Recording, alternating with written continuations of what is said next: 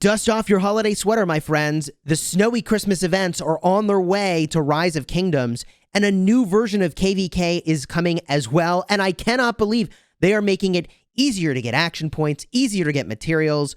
We have got to talk about the stuff in this patch because it is changing Rise of Kingdoms, and I like a lot of what I see.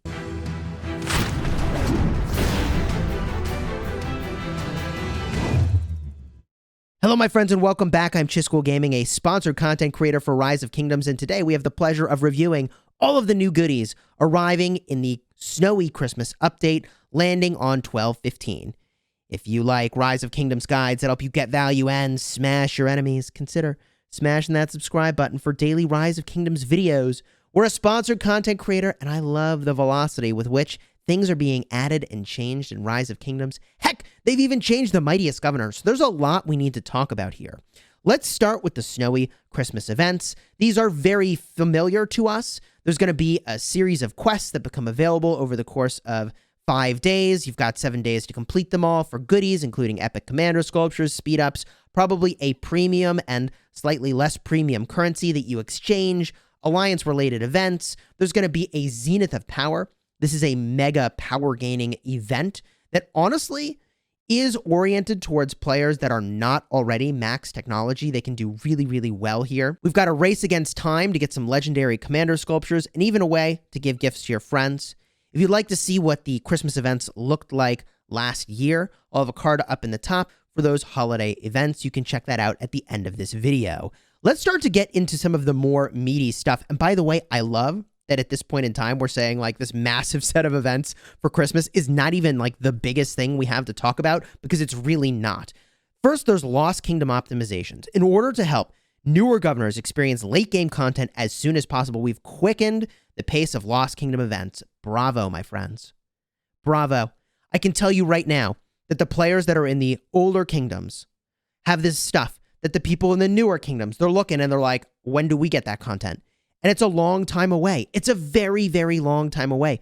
So players that are in those younger kingdoms are really chomping at the bit to get this stuff. I love they're giving the younger players the access to the newer content sooner. This is great. In addition, equipment-related rewards have been added to help governors get equipment for their commanders faster. Bravo, my friends. This is amazing.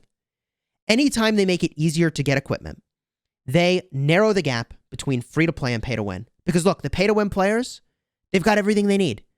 That's the whole point of pay to win.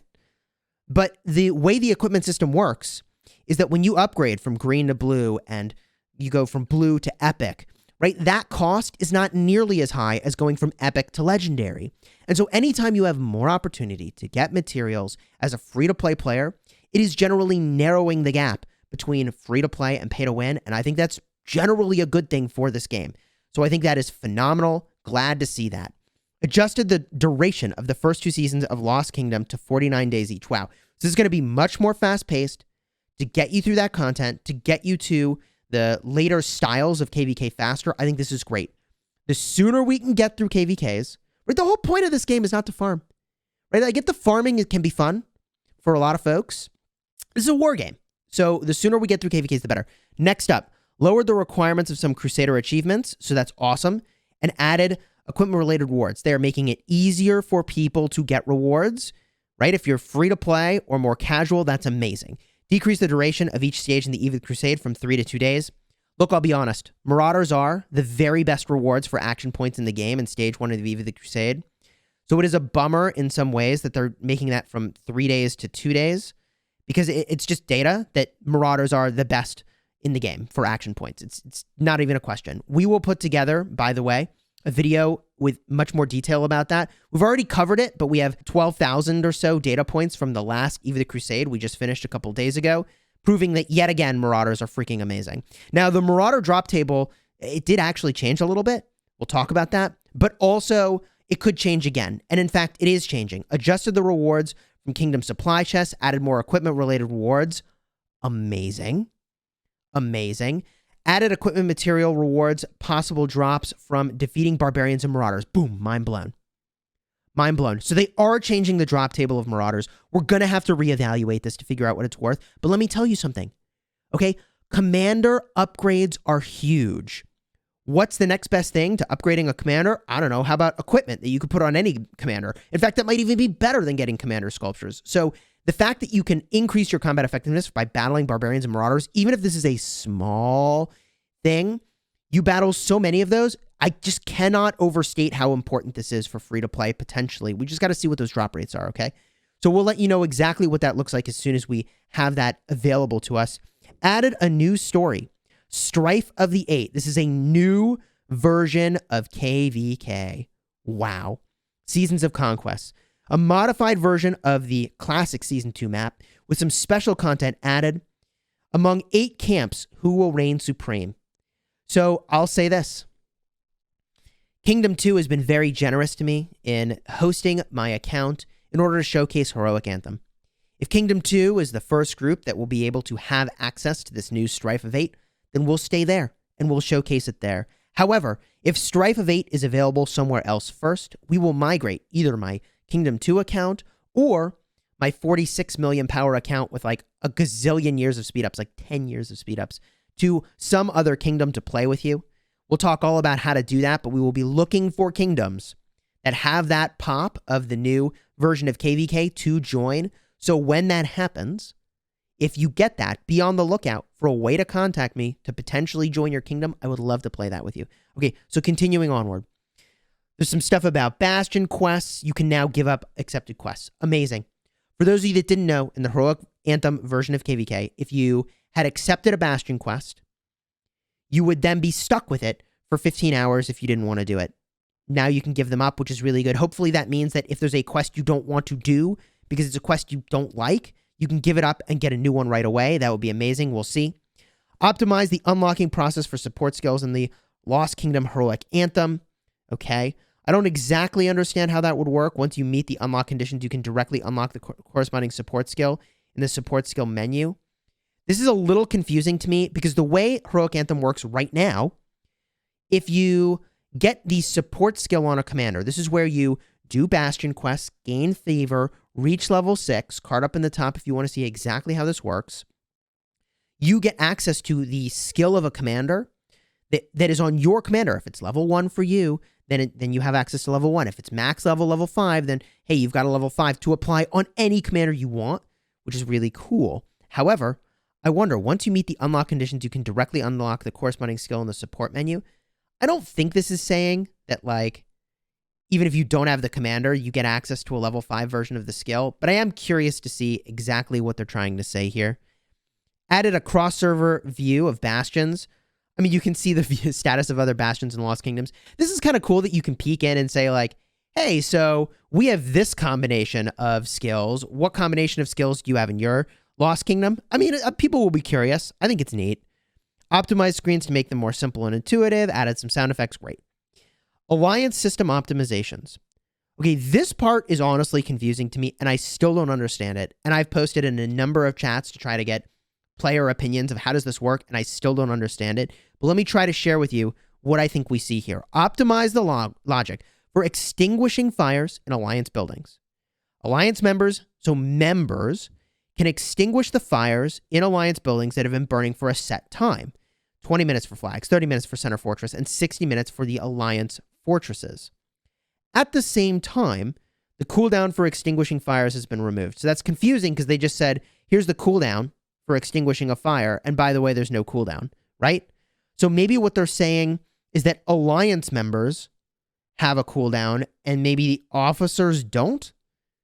I don't know. This is a little confusing, but their intention here is to make it so that fights don't last as long, because once a flag burns, it's actually stuck burning for a while. And what you would do in KvK today is you would basically, like, potentially even let the flag burn, then fill it, extinguish it right away, and it would start repairing.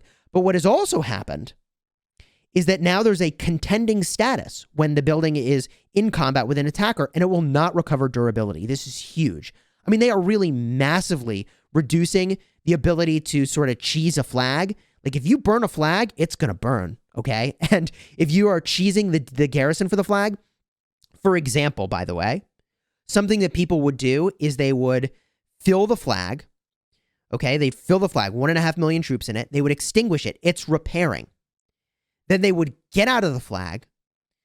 when the rally's about to hit it, and then they would refill the flag again and just like repeat the whole process and extinguish. And it just was really lame. Okay, this was a thing you could do a long time ago. It was really lame. I think they're removing that because now there's sort of a minimum time potentially that things are going to burn. But let's keep going here because there's more important stuff to talk about. They've reduced the cooldown for some alliance skills, which I think is great. Like, give us more ways to get resources and to get alliance currency. This is a good thing. I believe in a previous patch, they already addressed the presence of nature's gift being usable in certain zones. I may be misremembering that, but I think generally the access to resources is great. Increases the gold reserves of the alliance mother nodes. Hallelujah, praise be. That's amazing. Dude, this is amazing. This is amazing. We have 80 plus people typically in our gold node for the alliance mother load, and it disappears really fast. So this is great. Love that. That's actually really good for everybody. Optimize the matchmaking ratings calculation for Ark of Osiris to improve balance. Who doesn't like that? Who doesn't want better Ark of Osiris matches? Love it. Optimize the Mightiest Governor by adding a 6-stage sprint for the win. Lasts 1 day. And by the way, the kill event is now only 1 day as well. If I had to guess, sprint for the win probably just gives you points for any of the things across all the stages of Mightiest Governor. That's my guess. It probably includes a training option, a resource gathering, barbarian hunting, player hunting, like the whole thing. I bet you sprint for the win is literally, hey, all the ways we gave you points before, you could do anything you want on this day. That's my guess. I'm just making it up. I don't know. Added the option to have scouts hold position. Love it.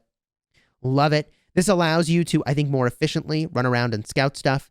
And they will still come back to your city after a set amount of time, which is good because, by the way, you can't teleport if your scouts are out of your city. Optimize the text of some commander talents. This is actually concerning. Optimize the text of commander talents regarding garrisons and strongholds to make the terminology more consistent. I will be honest. Although the effects have not changed, I have communicated to my, points of contact at Lilith that I think it is very important that the commanders work the way that they say they work. So I have been really clear. And message received on their end as well. So they know that the text needs to match the way that things work.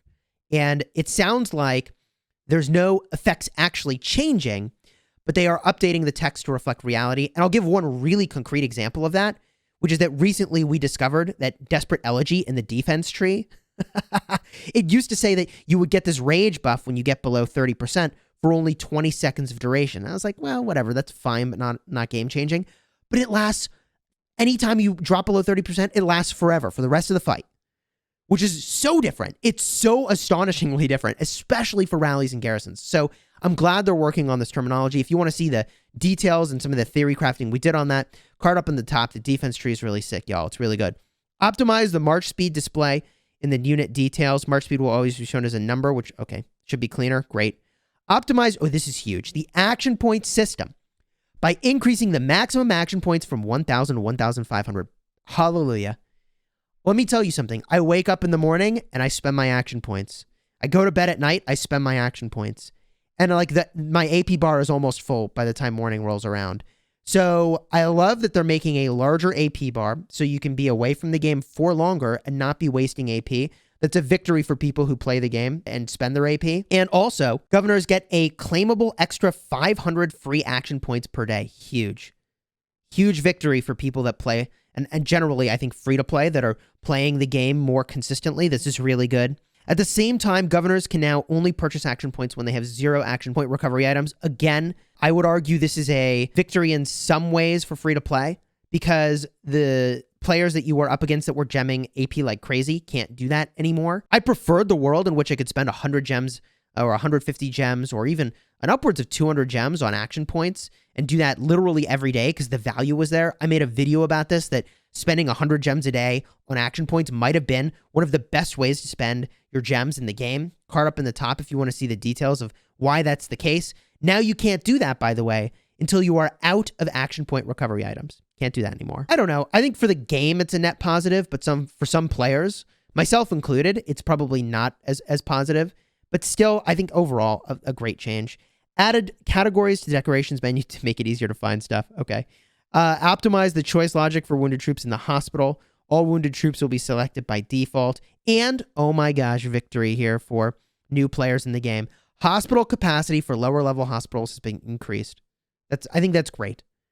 Losing troops is savage. Losing troops in the early game is savage. Let's help people out, all right? Optimized display for iPads. I play on iPad. It feels pretty good to me already, but I'll take it. I'll take it. Optimize the logic for sharing city layouts. Okay. Commander voice acting stuff. Simplify graphics can be turned on manually. Cool. All in all, this patch is amazing. It's huge. It changes so much. I have my strong, heavy concerns about skill descriptions changing. I will be watching very closely to see what skill descriptions have changed. And although the functionality doesn't change, that's still very, very concerning for me about like, hey, what do these commanders and talents do? But I do think it's important they fix these things. I do think it's important that when these things change, they point out to us, like, here's what has changed. Hopefully we'll see some of that. With all of that said, if you'd like to see the exact details of how these things play out as soon as these events land, then consider subscribing to the channel so that you don't miss a thing. We will cover every one of these events, including what city skin will come with the Zenith of Power as soon as that lands. Historically, by the way, they have added 10% skins in the Zenith of Power, but last holiday time frame, they added this city skin right over here, the Saints Halo. 5% skill damage city skin. It's a pretty amazing city skin. You do lose, however, some infantry health in the process, and health is arguably the best stat in the game. So, mixed feelings about that, but the city skin's pretty cool. They've added other things like 10% attack, 10% health, like I've got one of those over here. Zenith of Power, pretty cool event. And honestly, like if you're pushing tech and buildings and have saved an astonishing amount of resources and speed ups, like free-to-play players do place in the top 20 unlocking these city skins, which is pretty cool. Anyways, that's enough for now. Leave a comment down below with your thoughts on this particular patch and what you think is coming to Rise of Kingdoms. I love the velocity of content. Keep it coming, baby. And until next time, you have fun smashing the kingdom.